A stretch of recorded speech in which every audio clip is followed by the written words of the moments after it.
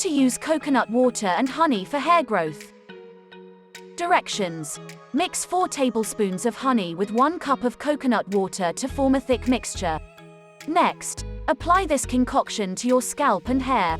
Now, wrap your head with a hot towel to enable the mixture to penetrate deeper into your scalp, and leave it on for about 30 minutes before rinsing off. For best results, you have to repeat this hair treatment once a week.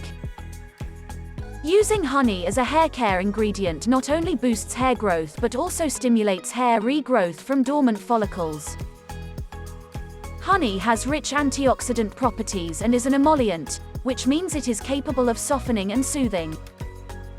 Honey seals moisture in your hair, keeping it conditioned. This reduces breakage, which is often a cause for slower hair growth.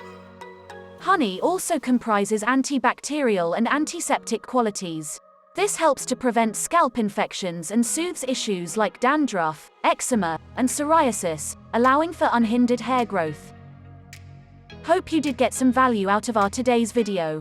If you really did, hit subscribe button, press the bell icon in order to get regular updates from our channel.